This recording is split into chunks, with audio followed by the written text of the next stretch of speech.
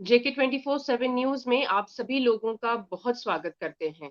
इस वक्त हमारे साथ लद्दाख रिसर्च स्कॉलर्स फोरम के चीफ कोऑर्डिनेटर मुतासिफ हुसैन जी हमारे साथ इस वक्त मौजूद हैं और उनसे हम जानने की कोशिश करेंगे कि LRSF हाल फिलहाल में इन दिनों कई मसलों का सामना कर रहा है और मीडिया में भी काफी इनकी चर्चा हो रही है। कई जगह हमने इनके कुछ पोस्ट के बारे में भी पढ़ा है। कई इश्यूज इनके हैं और खासकर रिक्रूटमेंट का इनका एक बहुत बड़ा मसला सामने बनकर आ रहा है। मुतासिफ जी, बहुत स्वागत है आपका JK 24/7 न्यूज में। धन्यवाद ज़ैनब जी, आपके चैनल को और आपका धन्यवाद हमारे इस इश्यू को टेक अप करने के लिए और हमें ये अवसर देने के लिए कि हम अपने व्यूज़ को लार्जर ऑडियंस को पहुंचा पाए हमारे व्यूज़, हमारे इस जो फोरम की जो कंसर्न्स है, मेंबर्स की जो फोरम्स है, इसको लार्जर पब्लिक और कंसर्न्ड अथॉरिटीज़ तक पहुंचाने के लिए धन्यवाद। जी मुतासिब जी, सबसे पहले मैं आपसे जानना चाहूंगी कि लद्दाख रिसर्च स्कॉलर्स फोरम जो है बहुत सोच समझ के इस फोरम को फॉर्म किया गया है और सबसे पहले आपसे ये जानना चाहेंगे कि मेन मसले ऐसे तो अमूमन तौर पे हम समझते हैं कि कई मसले होंगे आपके आपके जो अहम मसले हैं, प्लीज हमारी दर्शकों के लिए उनको हाईलाइट कीजिए। जी, सबसे इम्पोर्टेंट मसला एक्चुअली जो निकल के आ रहा है कि जैसे आप भी जानते हैं 2019 में हमारा जो स्टेट का बाइफरकेशन हुआ है, उसके बाद से गेजेटेड पोस्ट के लिए अभी तक कोई रिक्रूटमेंट पॉलिसी बनते हुए नहीं दिख रहा है हमें।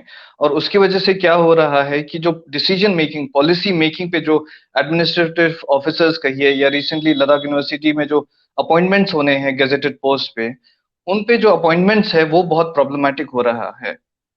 जी, तो ये सारे इश्यूज आ रहे हैं मेनली। तो नॉन गेजेटेड पोस्ट के लिए तो उन्होंने पॉलिसीज बना रखे हैं, बट गेजेटेड पोस्ट के लिए कोई पॉलिसी नहीं बन रहा है और एडमिनिस्ट्रेशन में इसको लेके कोई इंटरेस्ट या इमरजेंसी नहीं दिखाई दे रहा है इस पॉलिसी को लेते। तो हमारा एक one of the main important या सबसे अहम जो मकसद है वो इसको एडमिनिस्ट्रेशन को परस्यू करना है कि जल्द से जल्द, जितने जल्दी हो सके, एक लद्दाख ओरिएंटेड एक रिक्रूटमेंट पॉलिसी का जल्द से जल्द डिक्लेयर किया जाए।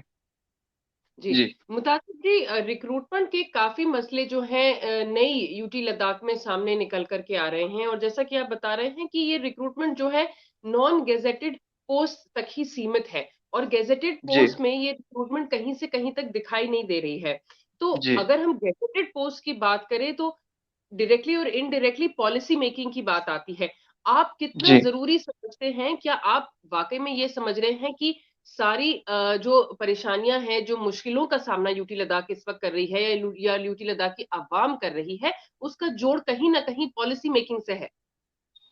बिल्कुल ज़ैनब जी, 2019 के बाद मैं ये नहीं कह रहा हूँ कि सारी चीज़ें बुरे चल रहे हैं, बहुत सारे यूटी लद्दाख के अचीवमेंट्स हैं और बहुत बहुत सारे एडवांटेजेस भी मिले, बहुत सारी चीज़ें गवर्नमेंट करने की कोशिश भी कर रही है। लेकिन सबसे अहम जो चीज़ है वो है गेजेटेड पोस्ट और पॉलिसी मेकिंग।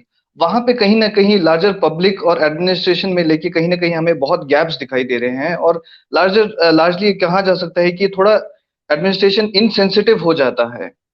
क्योंकि अगर जनरल लोकल लोकल प्रॉब्लम्स को या लोकल सिचुएशंस को लेके अगर एडमिनिस्ट्रेशन सेंसिटिव नहीं है, तो आगे जाके इसमें बहुत प्रॉब्लम्स हो जाता है। और वीव हम लोगों के 2019 से कोई ग्रेड ए या गेजेटेड पोस्ट पे कोई रिक्रूटमेंट ही नहीं हुआ है।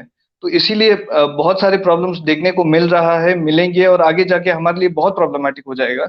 बहुत सारे ऐसे इश्यूज हैं। फिलहाल सबसे मेन इश्यू अभी हमारा प्राइमली हम लोग इस फोरम के थ्रू रिसेंटली लद्दाख यूनिवर्सिटी में जो रिक्रूटमेंट्स हुए 1 साल के कॉन्ट्रैक्चुअल पोजीशंस के लिए, उसको लेके हमारा पहला जो इश्यू है वो है। जी।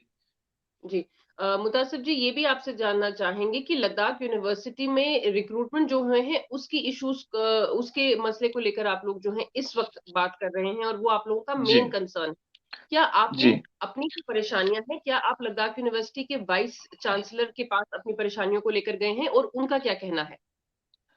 जी, ज़ैनब जी, ऐसा है कि हमने इस फोरम के थ्रू तो एड्रेस नहीं किया है वाइस चांसलर के साथ डायरेक्टली, बट इस फोरम के ही बहुत सारे अदर स्मॉलर ऑर्गेनाइजेशंस है या फोरम्स हैं, उन्होंने इंडिविजुअली जाके अप्रोच किया है और बहुत सारे इंडिविजुअल्स ने भी जाके अप्रोच किया है, लेकिन कहीं पे भी एक सॉलिड पॉलिसी मेकिंग या इस पे कोई जल्दी डिसीजन होता हुआ नहीं दिख रहा था। इसीलिए हम लोग को स्कॉलर्स लोगों को मजबूरन अपने इंटरेस्ट को प्रोटेक्ट करने के लिए एक फोरम के तौर पे प्लेटफॉर्म पे आने की जरूरत पड़ी थी।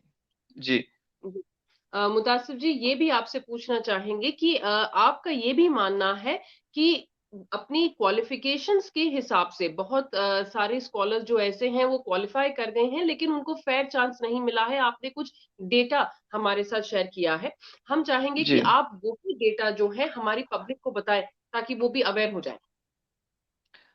जैनब जी, मैं कुछ फैक्ट्स आप लोग के सामने रखना चाहूंगा।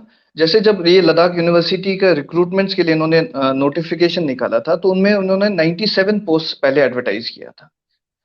तो अकॉर्डिंग टू दैट इन्होंने जब शॉर्ट लिस्टिंग पहला शॉर्ट लिस्ट निकाला, तो उसमें से लोकल कैंडिडेट्स सिर्फ 77 कैंडिडेट्स को इन्होंने शॉर्ट लिस्ट किया, और नॉन लोकल्स जो है, नॉन नेटिव्स जो है लद्दाख के, 260 कैंडिडेट्स को इन्होंने शॉर्ट लिस्ट किया हुआ है। तो इसी में आप, क्योंकि आप जम्मू कश्मीर से हैं, आप खुद समझ सकते हैं कि जब लद्दाख की बात कर रहे हैं तो हम एक नॉर्मल टाउन सिटी की या मेनलैंड इंडिया की बात नहीं कर रहे हैं, हम ऑलरेडी एक अंडर प्रिविलेज एरिया की बात कर रहे हैं जो कि लद्दाख है, जिसमें almost 90% of the population tribal category से आ रहे हैं। तो ये ऑलरेडी जिसको प्रताड़ित कहा जाता है, उस इलाके में ये यूनिवर्सिटी इस्टेब्लिश है, और वहां पे यहीं के जो एलिजिबल स्कॉलर्स है, इनको अगर प्रेफरेंस नहीं मिलता है तो फिर ये स्कॉलर्स कहाँ जाएंगे? ये हमारा मेन इशू है। लद्दाख में ही अगर आपको डिस्क्रिमिनेशन फेस करना पड़ रहा है आज की डेट पे, पॉलिसी ना होने के वजह से, तो वाइडर ऑल ओवर इंडिया आपको पता ही होगा कि इंस्टीट्यूशनल लेवल पे या अदरवाइज सोशली एक ट्राइबल होने के नाते बहुत सारे इंस्टीट्यूशनल डिस्क्रिमिनेशन फेस करना पड़ता है हमारे स्कॉलर्स को। तो लद्दाख एक हमारे लिए सेफ स्पेस था, हमारा नेटिव स्पेस था, वहां पे भी ये पॉलिसी के एब्सेंस की वजह से हमें डिस्क्रिमिनेशन फेस करना पड़ रहा है। और ये मैं आपको बताना चाहता हूँ, पहले इन्होंने 97 पोस्ट एडवर्टाइज किए, उसके बाद इन्होंने कोई नोटिफिकेशन नहीं निकाला है, बिना किसी नोटिस के ऑटोमेटिकली सीट्स को रिड्यूस करके आर्बिटरीली रादर 46 सीट्स कर दिया। क्यों किया, किस वजह से किया, इसका कोई नोटिफिकेशन नहीं, कोई इन्फॉर्मेशन नहीं। इसका कैसे शॉर्टलिस्ट किया, उसका भी कोई इन्फॉर्मेशन नहीं। कितने लोगों को सिलेक्ट किया, कितनों को नहीं किया, नोटिफिकेशन कुछ नहीं। तो ये सब, इस आर्बिट्ररी फंक्शनिंग को, इस डिस्क्रिमिनेटरी वे ऑफ फंक्शनिंग को हम लोग मीडिया में या लोगों के सामने रखना चाहते हैं एक्चुअली। जी जी। मुतासिर जी, जैसा कि आप बता रहे हैं कि उन्होंने पोस्ट भी रिड्यूस कर दिए हैं और किसी भी प्रकार की इंफॉर्मेशन जो है यूनिवर्सिटी ऑफ लद्दाख की तरफ से अच्छी तरीके से नहीं आ रही है, कोई क्लैरिटी उनकी तरफ से नहीं आ रही है। तो क्या जी। आप अपना, जो आप लोगों ने फोरम बना दिया है, सबसे पहले आप हमें बताइए कि आपके फोरम में इस वक्त मेंबर्स कितने हैं? अभी हम लोग फॉर्मली एस्टैब्लिश हो रहे हैं। अभी फॉर्मली 160 मेंबर्स हैं, और अभी हम लोग रिक्रूटमेंट हमारा, या रिक्रूटमेंट ड्राइव बोल लीजिए, या इस मेंबरशिप ड्राइव कर लीजिए, अभी चल ही रहा है। तो we are expecting easily around 400 to 500 plus members in this forum. जी। जी फोरम की तरफ से जो आप बता रहे हैं कि इतनी बिल्कुल ही क्लैरिटी नहीं है यूनिवर्सिटी ऑफ लद्दाख की तरफ से, तो फोरम की तरफ से आप यूनिवर्सिटी ऑफ लद्दाख को कब अप्रोच करेंगे और अपने मसले उनके सामने कब रखेंगे? जी, अभी आपके मीडिया के थ्रू हम लोग पब्लिक के सामने भी रख रहे हैं और अथॉरिटीज के सामने भी रख रख रहे हैं। तो क्लोज डोर्स मीटिंग में हम लोग जो मेमोरेंडम देते हैं, जो पेपर वर्क जमा करते हैं, उस पे हमें कोई एक्शन होता हुआ नहीं दिख रहा है। तो इसीलिए मजबूरन हमको मीडिया के सामने आके एक पब्लिक में भी जो इस इशू को लेके अनअवेयरनेस है, इसको भी हटाने के लिए, या पब्लिक में भी लार्जर इंटरेस्ट क्रिएट करने के लिए, या देख सकते हैं लद्दाख की मीडिया भी इस चीज को नहीं टेकअप कर रही है, तो लद्दाख की मीडिया को भी हम कहना चाहते हैं आपके थ्रू कि इस इशू को टेकअप कीजिए, ये बहुत इंपॉर्टेंट है। The university is the brain of Ladakh. यहीं पे जाके आपके पॉलिसीज बनेंगे, यहीं पे जाके हमारा फ्यूचर डिसाइड होगा। तो इसी चीज पे आप कंसंट्रेट नहीं करेंगे तो आप छोटे छोटे जो टैक्सी यूनियन बना रहे हैं या होटल एसोसिएशन बना रहे हैं, इनको जो नॉन लीगल तरीके से ये लोग अपना एक इंटरेस्ट ग्रुप्स बना रहे हैं जो प्रोटेक्शन के लिए, तो ये सब चीजें कहीं पे भी काम नहीं आएंगी लॉन्ग रन में, अगर पॉलिसी मेकिंग में ही हमारा शेयर नहीं मिल रहा है तो। जी। जी मुतासिर हुसैन जी, आपसे ये पूछेंगे कि यूटी लद्दाख को आप क्या कहना चाहेंगे? अपनी तरफ से आप यूटी लद्दाख को क्या मैसेज देना चाहते हैं? बिकॉज रिसर्च स्कॉलर्स किसी भी एक कल्चर का, किसी भी एक सोसाइटी का बहुत अहम पार्ट होता है, जो जी कल्चर के ऊपर रिसर्च करते हैं और बहुत सारे और मुद्दों और मौजू के ऊपर रिसर्च करते हैं। एक, मैं मेरे मानने से एक फाउंडेशन का एक मतलब बहुत एक स्ट्रॉन्ग फाउंडेशन है किसी भी कल्चर को लेकर रिसर्च स्कॉलर्स। तो इसको लेकर आप यूटी लद्दाख से क्या कहना चाहेंगे? ज़ैनब जी, हैरानी की बात यह है कि लद्दाख यूनिवर्सिटी आज एस्टैब्लिश नहीं हुआ, सिर्फ 2019 में एस्टैब्लिश हुआ। कुछ बहुत पुराना इंस्टीट्यूशन भी नहीं है, बहुत नया है, अभी नेसेंट स्टेज पे है, अभी इसमें काफ़ी सारी कॉम्प्लेक्सिटीज़ हैं। लेकिन इसके बावजूद, ये नेसेंट होने के बावजूद भी बहुत सारे प्रॉब्लम्स ऑलरेडी हमें देखने को मिल रहा है। जैसे इस यूनिवर्सिटी में पिछले साल जो पढ़ा रहे थे बहुत सारे प्रोफ़ेसर्स या असिस्टेंट प्रोफ़ेसर्स जो टेम्परेरीली रिक्रूट किए गए थे, मानता हूँ, इनको इस बार शॉर्टलिस्ट भी नहीं किया गया। बहुत सारे ऐसे प्रोफेसर्स थे जिन्होंने, या कहिए कैंडिडेट्स थे, जो स्कॉलर्स थे हमारे, जिन्होंने फॉर्म्स भरे, लेकिन आर्बिट्रेरीली यूनिवर्सिटी ने इनके कोर्सेज हटा दिए, सीट्स रिड्यूस कर दिए। आप देखिए, फीस, बच्चों का इतना फीस बढ़ा दिया है, ऑलमोस्ट जम्मू कश्मीर से भी, यूनिवर्सिटी से भी ज्यादा फीस कर दिया है लद्दाख यूनिवर्सिटी का। तो आप समझ सकते हैं, एक लोकेलिटी या लोकल को लेके अगर इनसेंसिटिविटी है एडमिनिस्ट्रेशन में, तो ये बहुत प्रॉब्लमैटिक चीज है। आपको ये नहीं भूलना चाहिए कि लद्दाख जैसे जगह में यूनिवर्सिटी आई है तो 2019 में। अब देखिए देश के दूसरे एरियाज में, इनफैक्ट जम्मू में देख लीजिए, कश्मीर में देख लीजिए, कब पहला यूनिवर्सिटी बना है।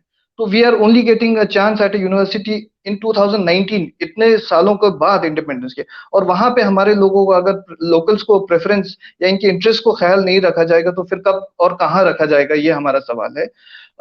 सेकेंडली, एक बहुत इंपॉर्टेंट इशू इमर्ज हो जाता है कि यूजीसी नॉर्म्स एंड रेगुलेशंस की बात की जाती है कि उसी हिसाब से रिक्रूटमेंट कर सकते हैं, we are bound to that. एक इशू वो। दूसरा, मेरिट की बात की जाती है कि हम क्वालिटी पे कॉम्प्रोमाइज नहीं कर सकते हैं, जो एक सेट एपीआई नैरेटिव है, एपीआई के अकॉर्डिंग ही हम लोग रिक्रूटमेंट करेंगे। तो इन दो इश्यूज पे मैं थोड़ा सा बोलना चाहूंगा। एक्चुअली फर्स्टली, मेरिट की जब बात आती है, तो I would like to bring to notice, या मैं सबसे बताना चाहूंगा कि ये जितने भी कैंडिडेट शॉर्टलिस्ट हुए हैं या जिनका भी सिलेक्शन हुआ है, नॉन लोकल्स, जिसको मैं सो कॉल्ड मेरिटोरियस और क्वालिटेटिवली बेटर कहा जा रहा है आज की डेट पे, मैं इतना कहना चाहूंगा, अगर ये फर्स्ट टाइम टीचिंग प्रोफेशन में जा रहे हैं, these are all researchers, I am not, मतलब मैं डिमीन नहीं करना चाहता हूँ किसी को, लेकिन मैं इतना लोगों के सामने रखना चाह रहा हूँ कि ये लोग सब फर्स्ट टाइम टीचिंग एक्सपीरियंस में जा रहे हैं। तो ये कैसे टीचिंग में मेरिटोरियस बन जाते हैं, मुझे नहीं समझ में आता है। ठीक है, सिर्फ मार्क्स के आधार पे अगर आप इनको मेरिटोरियस बोल रहे हैं, तो फिर आज की डेट पे जो अभी लिबरल यूनिवर्सिटीज या लिबरल साइंसेस, लिबरल आर्ट्स की यूनिवर्सिटीज के लिए कॉमन एंट्रेंस टेस्ट क्यों बनाया जा रहा है, या इंजीनियरिंग के लिए एंट्रेंस क्यों होता है, या मेडिकल के लिए क्यों होता है, इनको सिर्फ अपने क्लास 12 के बोर्ड के मार्क्स के हिसाब से क्यों नहीं इनको प्लेसमेंट या एडमिशन मिल जाता है? क्योंकि वी अंडरस्टैंड दैट समवेयर कहीं ना कहीं एक इंस्टीट्यूशनल डिस्क्रिमिनेशन या बायसनेस होती है। ठीक है, तो इस बायसनेस और डिस्क्रिमिनेशन के बावजूद अगर कोई ट्राइबल कैंडिडेट अगर अपना पीएचडी कंप्लीट कर पा रहा है, या मिनिमम क्वालिफिकेशन जो स्टेट ने डिसाइड किया है, जो कि नेट है, अगर वो क्वालिफाई कर रहा है, तो उसका हक बनता है, मैं समझता हूँ, लोकल होने के नाते, कि उसको अपने स्टेट यूनिवर्सिटी में कम से कम इंटरव्यू का फेयर चांस मिले। और जो भी पोजीशंस नए यूनिवर्सिटियां नए बन रहे हैं, इसमें इनका फेयर चांस मिलना चाहिए। ठीक है, दूसरा मैं एक चीज आप लोग आपके सामने रखना चाहूंगा, डेटा है, all India survey on higher education, MHRD का ही डेटा है, इसको आईसी डेटा कहा जाता है। जब यूजीसी की इम्प्लीमेंटेशन की बात आती है, तो इनका डेटा है, ऑल ओवर इंडिया 12,84,000 टीचर्स हैं हायर एजुकेशन में। तो इस 12 लाख में से सिर्फ 2.27% ही एसटी टीचर्स हैं हायर एजुकेशन में। तो अब यूजीसी के हिसाब से तो 7 पॉइंट से ऊपर होना चाहिए था।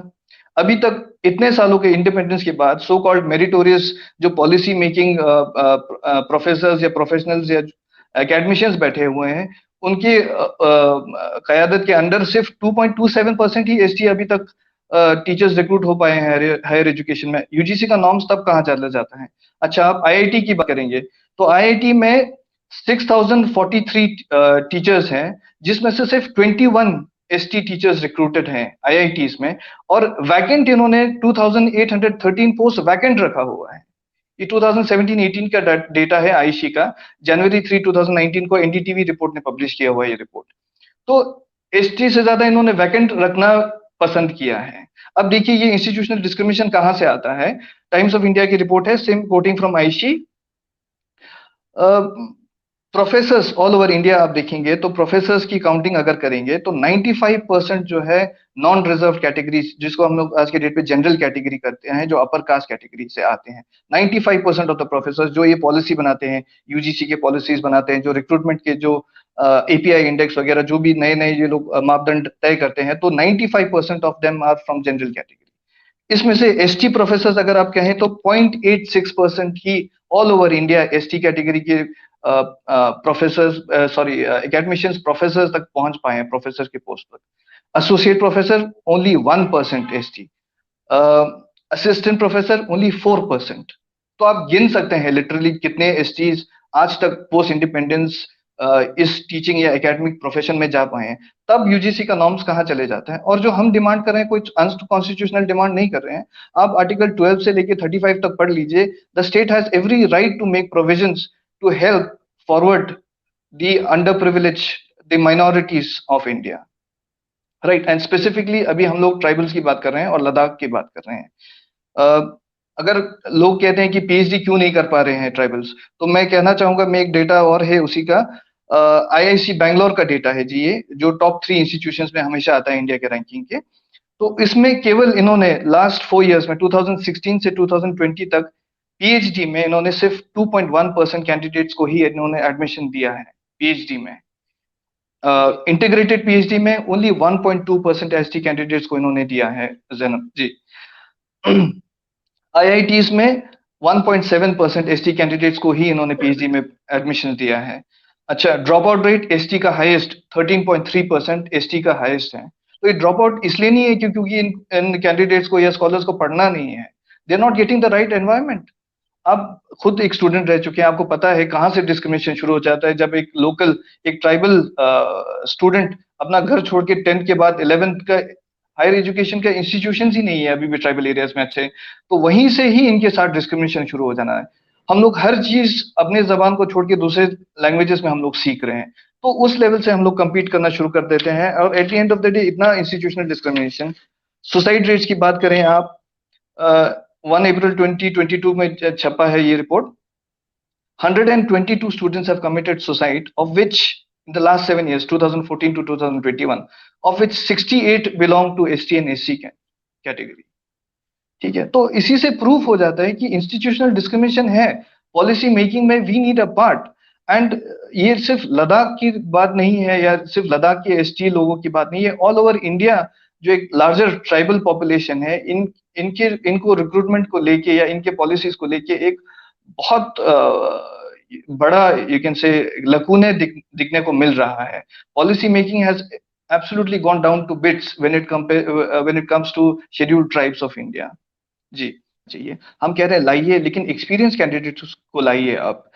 डेप्यूटेशन के तौर पे जो लोग ऑलरेडी प्रोफेसर, जो ऑलरेडी एसोसिएट प्रोफेसर हैं, जिन्होंने 10-10, 15-15 साल इस प्रोफेशन में बिताए हैं, जिन्होंने एक्सपर्टीज डेवलप किया है, उनको आप लद्दाख यूनिवर्सिटी लेके आ जाइए। हम मना नहीं कर रहे हैं, उनका एक्सपर्टीज है उस एरिया में, हमें सीखने को मिलेगा, उनको आप लेके आ जाइए, हम उनको लाने से मना नहीं कर रहे हैं।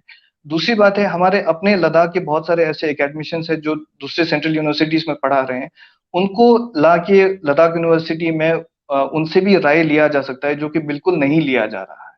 तो यही चीज मैं एक और चीज बोलना चाहता था। थैंक यू जैनब जी। मुतासिफ जी, हमारे साथ जुड़ने के लिए बहुत बहुत शुक्रिया। और यही उम्मीद करते हैं कि जो बातें आज आपने हमारे सामने रखी हैं, जनता भी इसे सुने, समझें और जागरूक हो जाएं, और यूटी सरकार तक भी ये बात पहुंचे और वो जल्दी रिक्रूटमेंट को लेकर कोई फैसला ले। तो ये थे हमारे साथ मुतासिफ हुसैन। और सबसे बड़ी बात जो एलआरएसएफ ने आज कही है कि वो ये चाह रहे हैं कि पॉलिसी मेकिंग में भी लोकल्स का जो है बहुत बड़ा हिस्सा होना चाहिए, और रिक्रूटमेंट पोस्ट जो है सिर्फ नॉन गजेटेड पोस्ट तक नहीं, गजेटेड पोस्ट तक भी रिक्रूटमेंट को आगे बढ़ाना चाहिए। ये कुछ बहुत अहम मसले थे एलआरएसएफ के, आज आप लोगों के सामने रखे हैं।